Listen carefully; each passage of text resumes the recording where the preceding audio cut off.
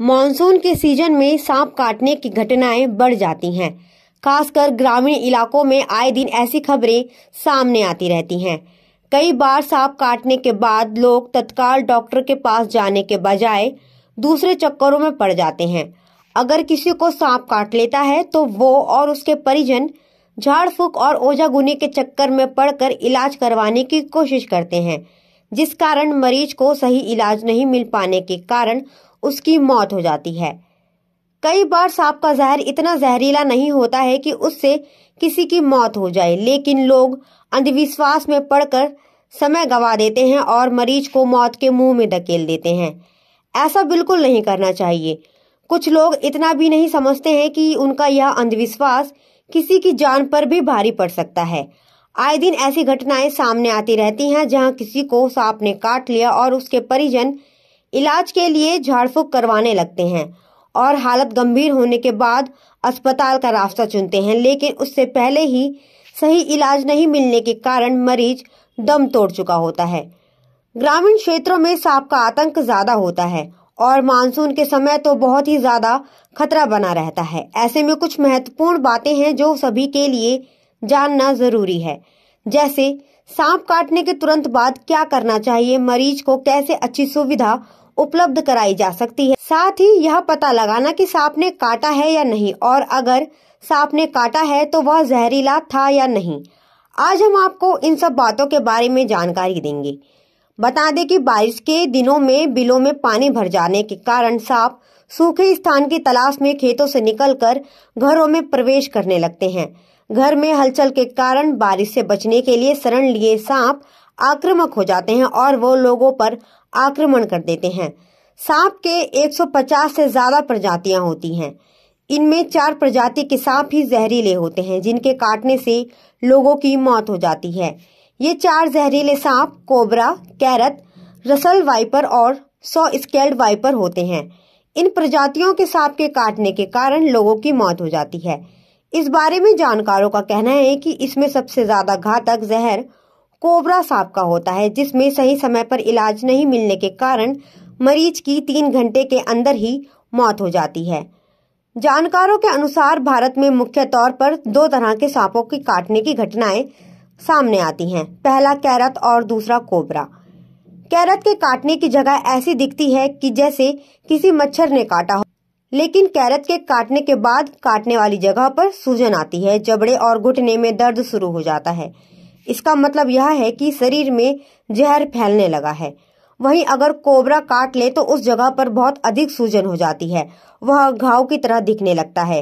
आंखों में परेशानी, पेट में अकड़न जैसी समस्याएं शुरू हो जाती हैं। इन 2 सांपों को पहचानना बहुत जरूरी है। इसके अलावा धमिन और 2 मुंहे सांपों में जहर नहीं होता है। ऐसे में आपको सही इलाज के लिए लक्षण पहचानना जरूरी है। अब सबसे बड़ा सवाल यह है कि सांप के काटने के बाद सबसे पहला काम क्या करना चाहिए। अगर सांप काट ले तो कोशिश करें कि सांप ने जिस जगह पर काटा है शरीर का वह हिस्सा बिल्कुल न हिलाए, खुद को स्थिर रखें।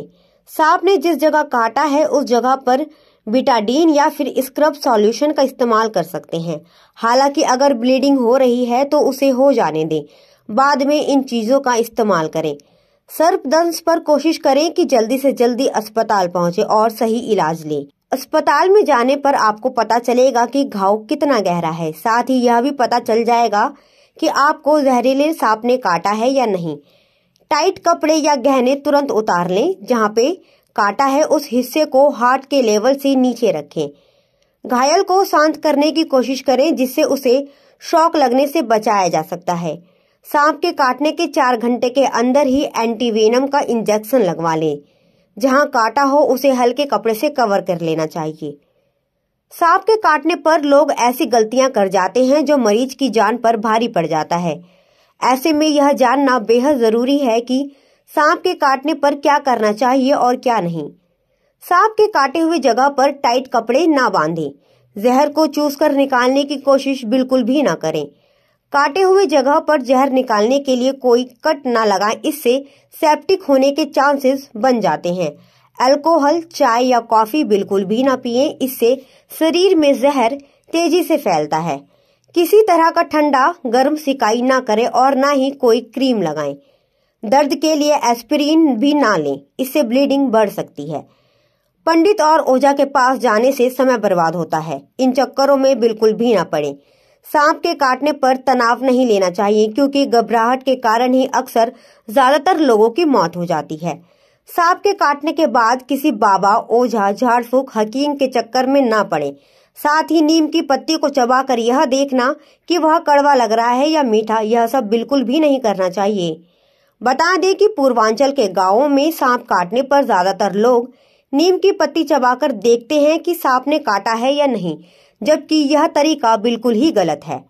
सबसे बड़ी सावधानी की बात यह है कि सांप से खुद को कैसे बचाएं। बारिश के मौसम में तो अत्यधिक सावधानी बरतने की जरूरत होती है। ऐसे में सांप से सुरक्षा के लिए घर में पानी निकासी के मार्गों पर बारीक जाली लगानी चाहिए। घरों में किसी बेला या पेड़ से लटकी हुई डाल हो तो उसे काट दें।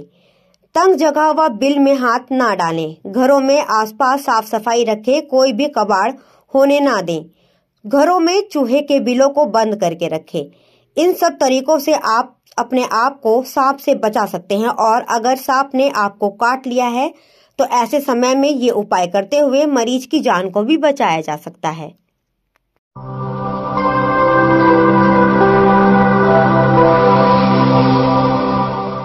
जन ज्वार जनता की